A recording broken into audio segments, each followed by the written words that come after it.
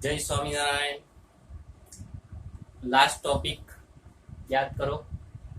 Last topic में हमने देखा था potential due to the point charge.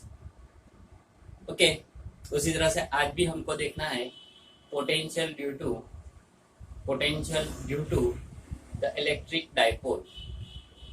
तो सबसे पहले हर थियरी के अंदर जैसे हम करते हैं उसी तरह से हमको क्या करना पड़ेगा। तो सबसे पहले फिगर ड्रॉ करनी पड़ेगी। सिंपल सी चीज है, फिगर तो हर बार ड्रॉ करनी पड़ेगी। तो चलो, अगर फिगर ड्रॉ करनी है तो याद सोच के बताओ। चलो, आज तक आपने कभी ये थियरी देखी नहीं है, पर फिर भी आप इसकी फिगर खुद बना सकते हो। तो ओके, कैसे बनाएंगे? Okay, what is our okay, what is our question? Potential due to the electric dipole. तो उसका मतलब क्या होगा? सबसे पहले हमको क्या ड्रॉ करना है? एक डाइपोल ड्रॉ करना है। तो चलो मैं एक डाइपोल ड्रॉ कर देता हूँ। तो दिस इज दस डाइपोल, यानी क्या होता है? Two charges, same magnitude, opposite sign, placed at distance 2a and the dipole moment is p vector। Okay, ये डाइपोल हो गया। उसके बाद क्या ड्रॉ करेंगे? जो पॉइंट का पोटेंशियल फाइंड करना है वो पॉइंट ड्रॉ कर देते हैं। तो मान लो कि हमको एक पॉइंट है जिसका पोटेंशियल फाइंड करना है, और ऑलवेज हम क्या करते हैं, जो सेंटर है उसमें से हम डिस्टेंस लेते हैं। डिस्टेंस कहाँ से लेते हैं? जो सेंटर है उसमें डिस्टेंस आर लेते हैं। ऑलवेज यही करते थे। कहाँ से डिस्टेंस लेते थे? आर से डिस्टेंस लेते थे। तो ये पॉइंट पी है जहाँ पर हमको पोटेंशियल फाइंड करना है। और यहाँ पर पोटेंशियल तो फाइंड करना है। तो हम मान लेते हैं कि जो प्लस क्यू से ए, चलो ए आपके लिए नया है, ए भी कुछ भी नया नहीं है, ये नया नहीं है। तो अगर मैं अभी कर लेता हूँ, अगर जैसे इतना तो आप कर लेते, इतना तो पहले आप कर लेते। जैसे जैसे आप क्वेश्चन में आगे बढ़ते वैसे वैसे वो भी आप ड्रॉ कर लेते। उसमें आपको कोई याद रखने की कोई जरूरत नहीं थी। तो जैसे क्वेश्चन आगे बढ़े, चलो मैं नहीं ड्रॉ करता अभी, मुझे नहीं ड्रॉ करना, चलो मुझे ड्रॉ नहीं करना है, चलो ध्यान दो। वो तो जैसे क्वेश्चन में आएगा तो ड्रॉ करूंगा, नहीं अभी नहीं करना है। ओके, तो चलो बोलो। तो यहाँ पर हमको फाइंड क्या करना है? जो अभी फिगर बाकी है, ओके, हमें फाइंड क्या करना है वो सोच के बताओ। तो मुझे पोटेंशियल फाइंड करना है। अगर पोटेंशियल फाइंड करना हो तो मैं कैसे कर सकता हूँ? तो हमने एक ट्रिक दी थी कि पोटेंशियल कैसे फाइंड कर सकते हैं। जितने भी चार्जेस हो, पोटेंशियल में ऑलवेज क्या करना है? एडिशन ही करना है। कभी सब्ट्रैक्शन या तो under root square plus B square plus जो भी cos थीटा नहीं होता है। ऑलवेज पोटेंशियल में क्या होता है? एडिशन ही होता है। तो मैं लिख दूंगा कि resultant potential becomes is equal to v plus plus v minus resultant potential. Okay, और पोटेंशियल का इक्वेशन क्या होता है? तो कल ही हमने देखा था v इज इक्वल टू क्या होता है? तो पोटेंशियल का इक्वेशन होता है v इज इक्वल टू के क्यू बाय आर स्क्वायर नहीं होता है, आर स्क्वायर इलेक्ट्रिक फील्ड का होता है। चलो क्या लिखूंगा? तो फर्स्ट में क्या आएगा बोलो? कि एक पड़ेगा। ओके, के एक बात तय है। ओके ओके, बढ़िया आंसर। के की जगह पर क्या लिखूंगा? के की जगह पर क्या लिखूंगा? सोचूंगा। ओके, के की जगह पर क्या लिखूंगा? 1/4πε0। क्यू की जब थियरी करते हैं तो हमको k इक्वल टू 1/4πε0 ही लिखना है। ओके, v इक्वल टू क्या? k की बाय, तो q क्या है? तो एक ले लेते हैं, एक प्लस क्यू है, दूसरा माइनस क्यू है। तो एक क्या ले लेंगे? प्लस क्यू अपॉन आर क्या है? What is R? तो हर बात हम सोचते हैं कि ये जो आर होता है और यहाँ पर जो आर डैश, दोनों में डिफरेंस होता है। ये जो आर डैश है इसको आर डैश बोलते हैं अभी तो आर डैश क्या होता है? डिस्टेंस क्या होता है? Distance of the point from the charge. Okay, तो यहाँ पर पॉइंट कहाँ पे? यहाँ पर। और चार्ज कौन सा है? प्लस है। तो ये ओके, अभी देखो आपको ये ड्रॉ करना पड़ेगा। ये क्या हुआ? Distance of the point from the charge is r1। Same way अगर माइनस के लिए भी करेंगे तो हमको क्या लेना पड़ेगा? Distance of the point from the negative charge is equal to r2। r1 और r2 हमको मिल गए। तो यहाँ पर अगर हम v प्लस की बात करते हैं तो r क्या है? Distance of the point from the charge is equal to r1। और उसी तरह से प्लस 1/4πε0 v माइनस के कैलकुलेशन करें तो q क्या होगा? तो एक में प्लस q है, दूसरे में माइनस q है, तो दूसरे में क्या हो जाएगा? Minus q। और r क्या है? What is R? Simple distance of the point from the charge is the R2। तो यहाँ पर मैंने R2 रख दिया। ओके, तो जितना तो कैलकुलेशन होगा, अभी जो भी कुछ कॉमन निकल रहा है तो निकाल लेते हैं। तो यहाँ पर मुझे कॉमन क्या लिख रहा है, तो 1/4πε0 और क्यू भी कॉमन आएगा, तो बचा क्या 1/R1 + 1/R2, इतना तो बचा। क्लियर है, तो मैंने लिख दिया क्लियर। अभी एक बात है ना यार, जबरदस्त बता रहा हूँ, आज आपके भाग खुल जाने वाले हैं। ओके, भाग खुल गए। क्यों खुल गए? कि कई बार आपको एक क्वेश्चन होता है, सपोज कि मान लो कि ए इस तरह से कोई ट्राइंगल है और ए एंगल थीटा है, ए बी सी साइड है, और आपको बोले कि भाई ए और अब सी, जो सी साइड है वो क्या है। अब ए बी आपको दिया हुआ है, थीटा दिया हुआ, तो सी क्या होगा, तो उसके लिए एक इक्वेशन है। अभी याद रखो, देखो एक बात बता लेते हैं, सपोज के ए 90 एंगल है और ए बी और ए सी है, तो सी क्या होता है, सी equal to √a² + b²। Okay, ऐसा होता है, हमको पता है, क्लियर। तो अगर ये 90 एंगल है, अगर थीटा एंगल है, तो क्या होगा, आज से याद रख लो, गणनी के लिए, घर की के लिए याद रखो, क्या होता है, C is equal to √a² + b², minus है, अभी प्लस नहीं है, माइनस 2ab cos थीटा। आज से याद रखना। चलो सोच के दिखाओ, अगर ए एंगल 90 होता है तो इक्वेशन बन जाता, cos थीटा की वैल्यू 90 रखते हैं तो इक्वेशन हमको मिल जाता। आई बात समझ में? तो इस सब के लिए यूज कर सकते, पर ये ध्यान में क्या रखना है कि ये सी का मतलब क्या होता है, थीटा के सामने वाली साइड होती है। थीटा का मतलब क्या होता है, थीटा के सामने वाले, सी का मतलब क्या होता है, थीटा के सामने वाली साइड। ओके, ऑपोजिट साइड भी बोल सकते हैं। What is C? Opposite side. तो उसी इक्वेशन का अगर मैं यहाँ पर यूज कर लेता हूँ, यहाँ पर R1 क्या होगा, तो चलो मैं R1 को फाइंड कर रहा हूँ, R1 भी फाइंड करना है। ओके, और मान लो कि ए एंगल थीटा है, कौन सा angle theta, A angle theta है, तो R1 क्या होगा, सोच के बताओ। तो R1 इज इक्वल टू √। अगर चलो ए √, है, अगर मैं इसका स्क्वायर करूंगा तो रूट निकल जाएगा। आई बात समझ में? क्या करूंगा, अगर मैं इसका स्क्वायर करूंगा तो वहां से रूट निकल जाएगा। तो यहाँ पर बनता क्या है, तो यहाँ पर R1², तो a² b², मान लो कि ए है और बी यानी इतना डिस्टेंस है, तो ये डिस्टेंस क्या हो जाएगा, ए हो जाएगा। तो ए इज मैंने आर लिया और बी इज मैंने ए लिया, तो a² b² यानी कि R² + a² minus 2ab cos theta minus 2ra cos theta. Okay, most important thing, आई बात समझ में? ये 100% आपको कैलकुलेशन करना है, समझना है। ओके, अभी आगे बढ़ते हैं। फिर से अगर मुझे अभी दूसरा क्या R2 फाइंड करना है, क्या फाइंड करना है, R2। तो R2 कैसे मिलेगा, तो यहाँ पर देखो ये R2 है, तो इसके लिए मुझे एंगल चाहिए, कि कौन सा एंगल चाहिए, एंगल। ओके, सोच के बताओ वो एंगल क्या क्या बन सकता है। सो फटाफट एंगल क्या बन सकता है, देखो। ओके, सिंपल सी चीज है कि यहाँ पर अगर ये टोटल एंगल 180 है, ये टोटल एंगल 180 है और ए एंगल थीटा है, तो क्या हुआ 180 माइनस थीटा। तो यहाँ पर ये जो है cos 180 माइनस थीटा क्या होता है, cos 180 माइनस थीटा क्या होगा, माइनस, तो क्या होगा minus cos theta.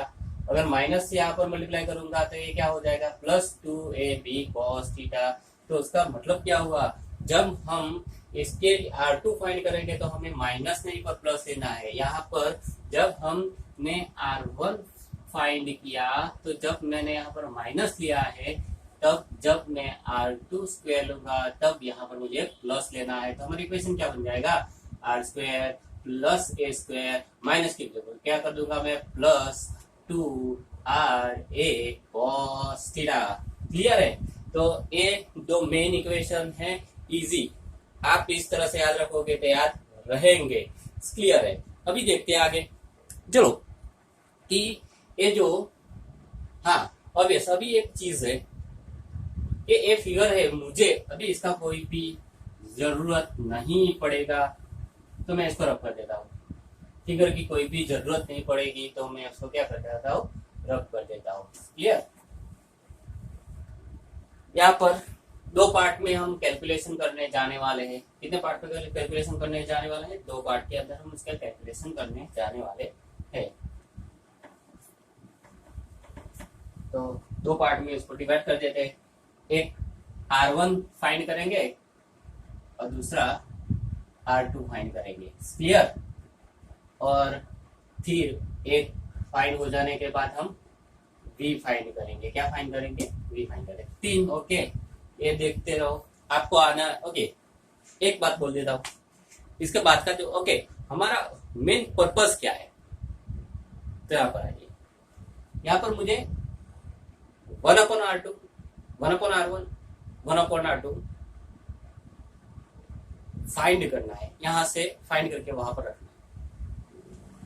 1/R1, 1/R2। तो अभी आप खुद एक बार ट्राई कर सकते हो,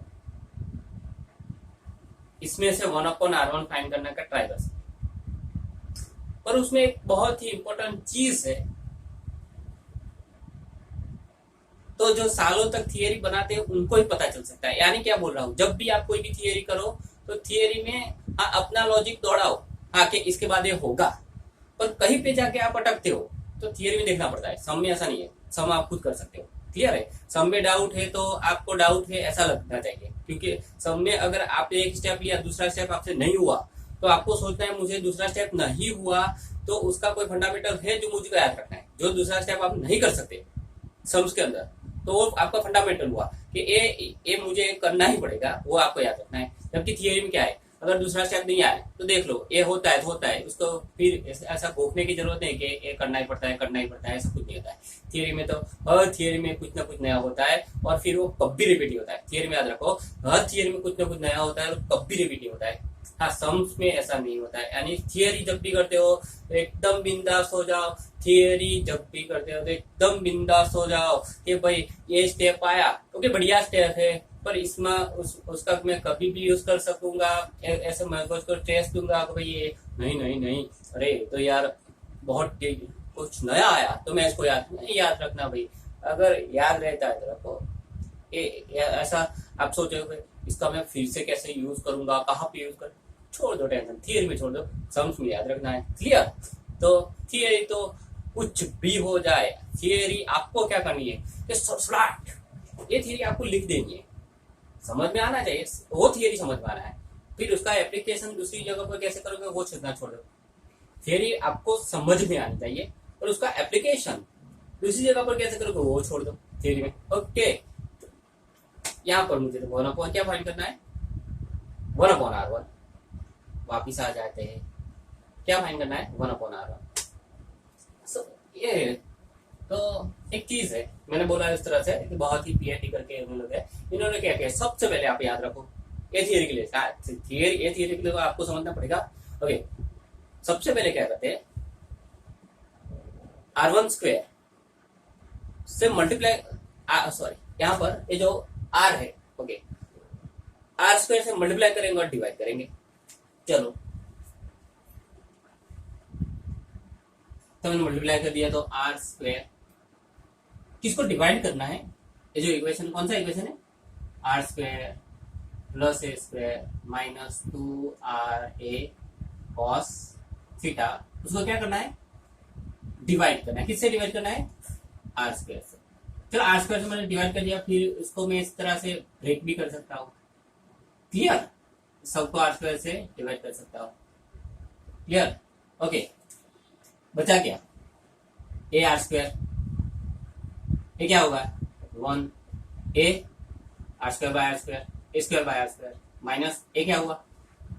R कैंसर, तो क्या बचा? 2A cos theta upon R। Clear? अभी सोचने वाले, मैंने बताया ना कि कुछ ना कुछ नया आता है। ये नया टेंशन मतलब याद ही रखना है। अगर जब भी डायपोल की बात करते हैं तो डायपोल में हर बार ये तो आता ही है, क्या आता है? हर बार डायपोल में आर कैसा होता है? आर ओके, आता है ना, तो आर ग्रेटर देन ए आता है, तो इसकी इफेक्ट क्या होगी? मान लो कि ए जो है, ए 0.00005 है और जो स्मॉल आर है वो 5 0.00000 है, तो उसका मल्टीप्लिकेशन होगा क्या? 0.0000001 यार ओके, उसका मतलब समझ गए क्या कहना चाहता हूँ। अगर एक ये आप लिखो या लिखो तो जीरो लिखे क्या फर्क पड़ता है। आप अगर इसका राउंड ऑफ करोगे तो आपको जीरो आंसर मिलेगा। तो उसका मतलब क्या हुआ, आर ए है तो इसकी value A square by R square की अप्रोक्सीमेट वैल्यू क्या हो जाती है, जीरो हो जाती है। तो ये चीज को हमको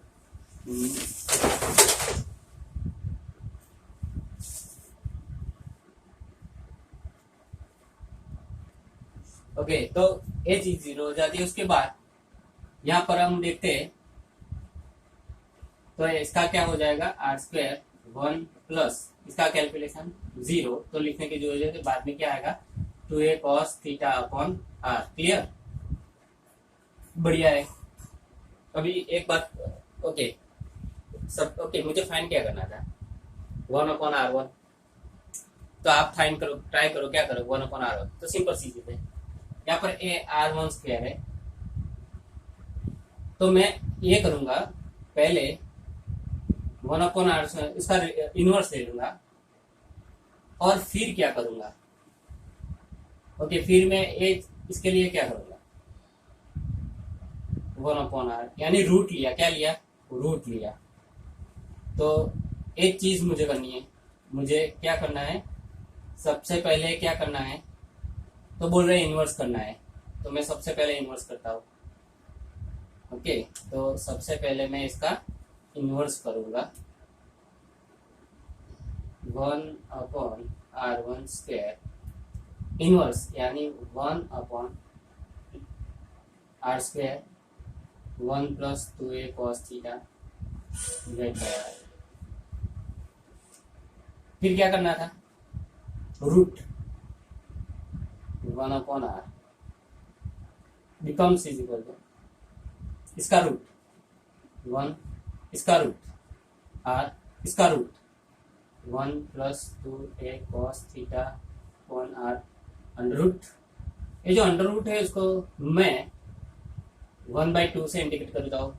क्लियर, ओके। अभी ए वन बाई टू को मैं ऊपर ले जा रहा हूँ, one upon R one by two को मैं ए वन बाई टू है इसको मैं कहाँ पे ले जा रहा हूँ, ऊपर ले जा। तो क्या लिख सकता हूँ सोच लो था। तो यहाँ पर मैं लिखूंगा, क्या लिखूंगा, one upon R one plus two A cos theta upon R raise to minus one by two. Clear, ऊपर गया तो माइनस वन बाई टू हो गया। अभी क्या करूंगा, हर बार ऐसा जब भी कोई भी इक्वेशन आता है तो हम यूज करते हैं बाइनोमियल इक्वेशन। क्या यूज करते हैं हम, तो बाइनोमियल इक्वेशन यूज करते हैं। तो बाइनोमियल इक्वेशन है क्या, चलो अभी आपके पास 4 घंटे का टाइम है, सोच करता बंद करके वापिस आओ, बाइनोमियल इक्वेशन है क्या, सोच करता। तो क्या था बाइनोमियल इक्वेशन, मुझे पता है, आपको पता है, सबको पता है, one plus X raise to N becomes is equal to dot dot dot. सोच करता, हाँ ओके क्या होता था, one plus N X means हमको करना क्या है, जो यहाँ पर पावर है उसको यहाँ पर हमको मल्टीप्लाई करना है। क्लियर, तो वही चीज यहाँ पर एप्लीकेशन में रख दो। तो होता क्या देखो, थोड़ा one upon R becomes is equal to one upon R. पर ओके एकदम ध्यान से देखना, वन प्लस फिर जो पावर है उसको हमें मल्टीप्लाई करना है। तो वन प्लस तो ये जो पावर है उसको मुझे यहाँ पे मल्टीप्लाई करना है। तो मेरा आंसर इस तरह आएगा, one plus minus one by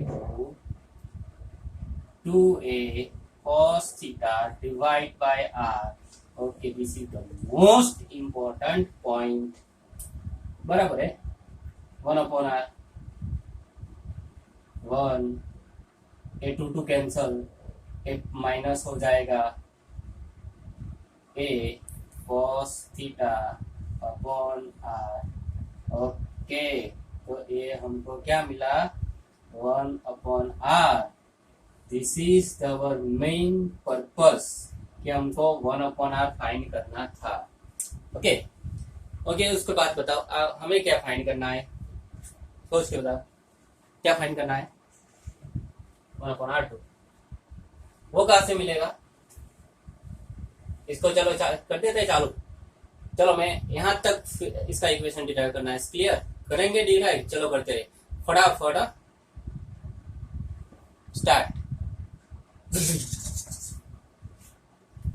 okay means अगर आप देखो कि यहाँ पे एक माइनस है तो आप एक माइनस है तो प्लस है, तो आप सब टोटली कैलकुलेशन करोगे जब माइनस की जगह प्लस प्लस आ जाएगा, तो सिर्फ बस इतना ही चेंज आएगा 1/r 1 की जगह, okay 1/r2 is equal to क्या हो जाएगा 1/r 1 प्लस की जगह पर सिर्फ माइनस, माइनस की जगह पर सिर्फ प्लस आ जाएगा a cos theta upon r। Okay बराबर है। अभी क्या करना है, ओके ये दोनों इक्वेशन को यहाँ पर रखने, शांति से रख दूंगा तो लिखता हूँ q/4πε0। फिर अगर ये दोनों को मैं यहाँ पर रखूंगा तो कॉमन क्या आएगा, देख के बताओ कॉमन क्या आएगा, 1/r कॉमन आ जाएगा, तो मैंने r कॉमन ले लिया, तो अभी बचा क्या, अगर मैंने r कॉमन ले लिया 1/r को कॉमन ले, बचा क्या 1 minus a cos theta upon r,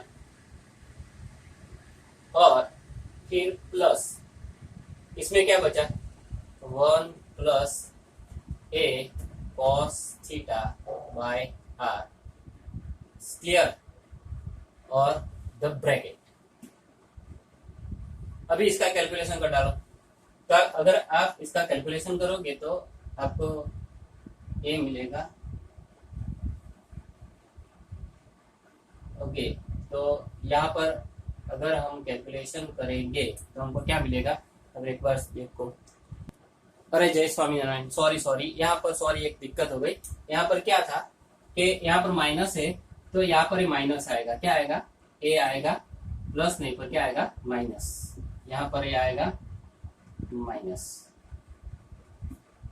अगर ये माइनस है तो ये क्या हो जाएगा प्लस, अगर ये प्लस है तो ये क्या हो जाएगा माइनस, बराबर है।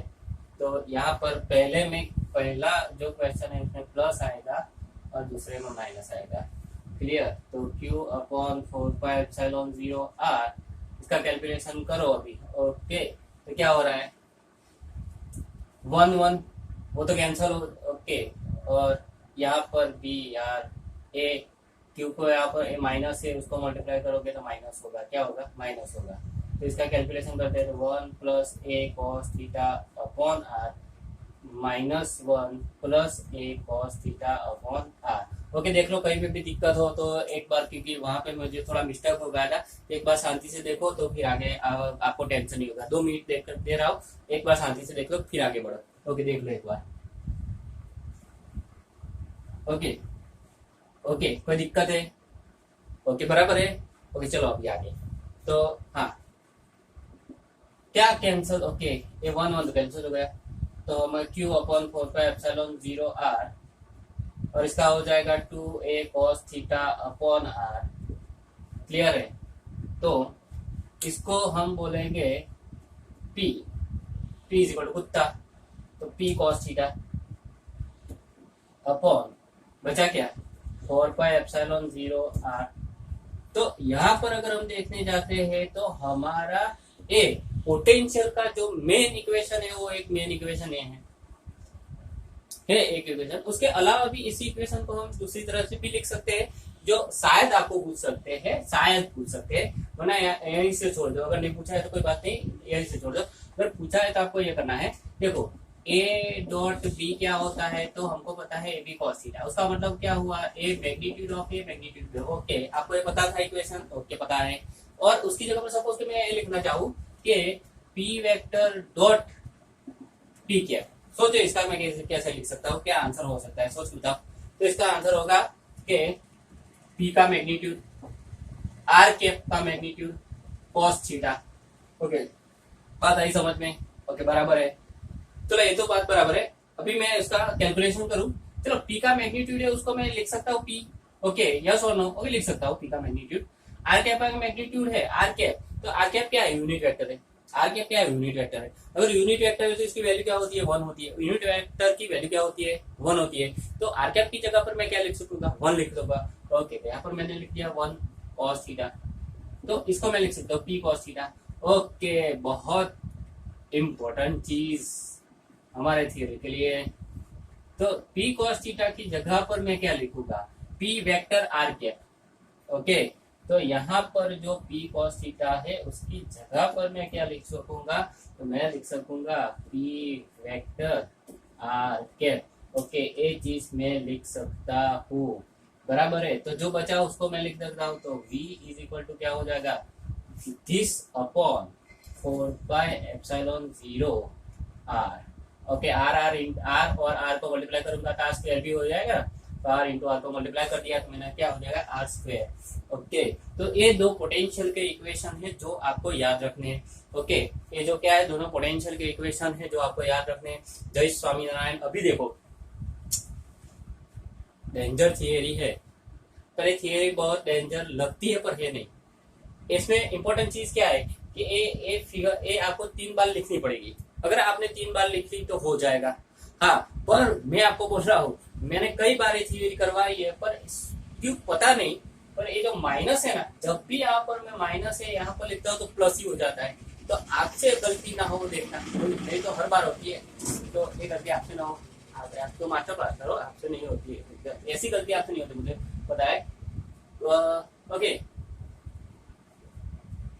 एनी डाउट, क्लियर, जाने देते हैं। दिना दिन दिन ता। ओके, क्या हुआ, दिना दिन दिन ता। अभी इसका एक इंपॉर्टेंट चीज क्या है, इसका एमसीक्यू, वेरी इंपॉर्टेंट एमसीक्यू क्या है। मान लो कि इसका अभी इसका इक्वेशन क्या है, मैं दिखा देता हूं। उसका इक्वेशन है v is equal to p cos theta upon 4πε0 r। तो एक्चुअली मैं इसको इस तरह से ही लिखूंगा, क्योंकि मुझे तो अभी सम्स के अंदर तो मैं 1/4πε0 है, उसकी जगह पर तो k लिखूंगा। तो kp cos theta upon r हुआ। तो ये इक्वेशन होगी, याद रखो, याद रखो ये इक्वेशन। अभी आपको क्वेश्चन पूछा है, देखो याद रखना, मोस्ट इंपॉर्टेंट थिंग है कि पोटेंशियल मैक्सिमम